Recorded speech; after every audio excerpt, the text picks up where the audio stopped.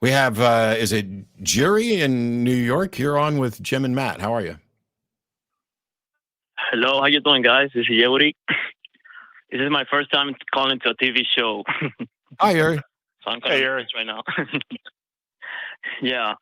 So my question is, I'm an atheist too, and sometimes I enter the conversation with some people about whether there's a God or not. But I just leave the conversation just when I give up, when there's no point in to keep talking something that's just gonna believe whatever you want to believe. When they bring up the ad hoc fallacy, okay, that's not true, but this, then but this, then but this, but this. I wonder, how do you guys deal with that? Because to me, if somebody around my age, I'm 24, okay, I enter the conversation. But if somebody that's around 50, 40, I say, okay, that's another generation. They're going to die out. No, I don't care. But, yeah. With patience and with a lot of self-discipline. I mean, don't get me wrong. We know beyond any doubt that things that we've said on the show have changed people's minds and affected their lives, and that they're grateful for it. So we know this change happens. We also know that the non-religious section of the population is one of the fastest growing segments of religious identity is the nuns, the NONEs. The fact that you're having a conversation that's frustrating and it doesn't seem that the person you're talking to is going to change their mind, that's normal. I mean, that's what we do here all day, every day we're doing a show. It's not the people who call in here aren't, oh, yes, you're right, thank you. That happens very rarely. And yet we know that it happens. And so sometimes you just got to say, hey, let me go off and think about it, or let's do something else. And it's also kind of random too, because you may be the final conversation and you may not even know it. It may happen later that evening, the next week, a month later, where something you said starts to resonate. And then they go, yeah, okay, I think that's true now. You may be the first conversation in that process. You may be the last, you may be somewhere in between. But that's kind of what allows me to have the patience that I have in some cases, that I'm not going to convince the person in that conversation, but I've been part of the process. If you talk to enough people who've deconverted, that is kind of what happens. That's Matt's story. That's my story. That's a lot of people of the first conversation didn't do it.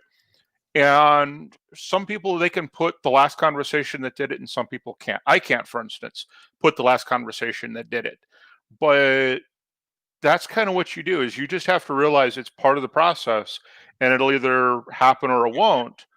But if you get angry, you get defensive, you start calling names, it will never happen. Names. Yeah. But some atheists do. There's mistakes that are going to be made. It was pretty typical that if I got into it heated with somebody on Atheist Experience, I'd call them a moron or an idiot. And then I shifted that to saying, okay, moronic or idiotic. That way I'm not going to the person.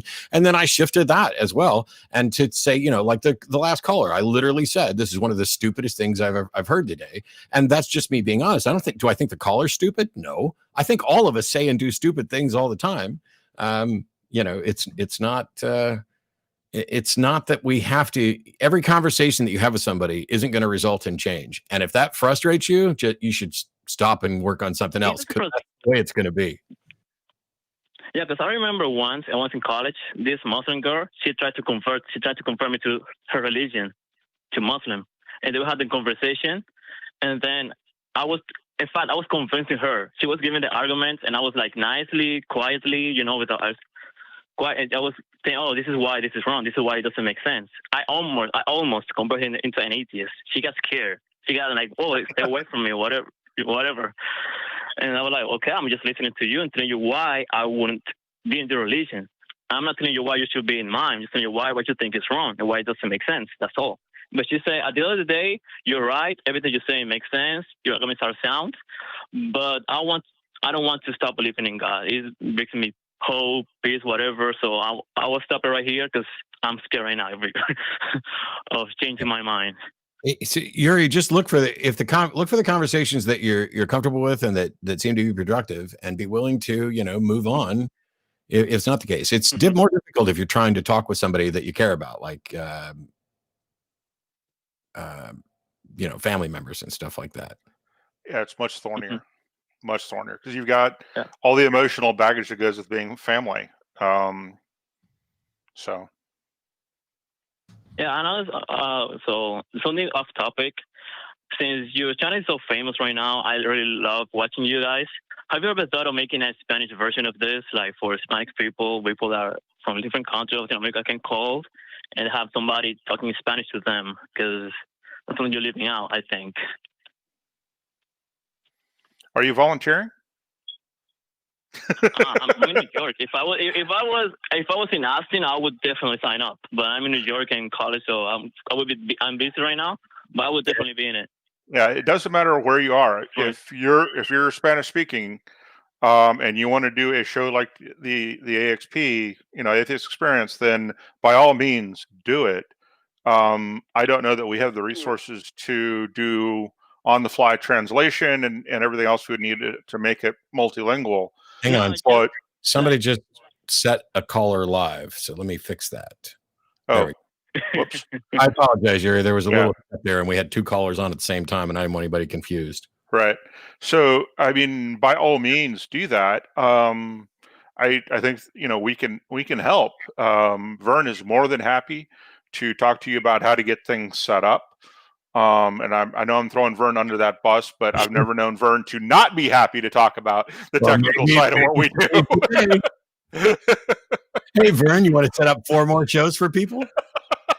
Well, I said talk about it. I didn't say he'd do it. I said he'd talk about it.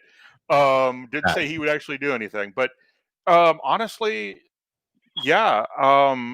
If there's I'm pretty sure that in Texas, Austin, Texas, there are many Spanish speakers that would be willing to do like another hour only for Spanish people. I'm pretty sure that in Texas, there are going to be a lot of people. Yeah. Like I said, it's a matter of resources. We're all volunteers for nonprofits. So it's hard to, finding the resources to do it and then finding the Spanish speaking hosts. That's why I asked if you're volunteering. Even if we had everything else, if I had time, I would do it. Well, if I had the time, definitely I would do it. Only takes a couple hours a week. Yeah, keep working on your school stuff. Keep doing volunteer time. You're going to find how involved you want to be in this, and I wish you luck. And by all means, reach out if you need help. And who knows, maybe when you're done, you move to Austin, and the ACA develops a show in Espanol. So, yeah, I could do research in Austin. Yeah, yeah. Thank you very much, guys. Thanks, Jeury. Day. Cheers. And I want to be clear, Vern will talk. We don't want Vern doing. He's busy enough, but Vern will give you a list and of what he does and that. So,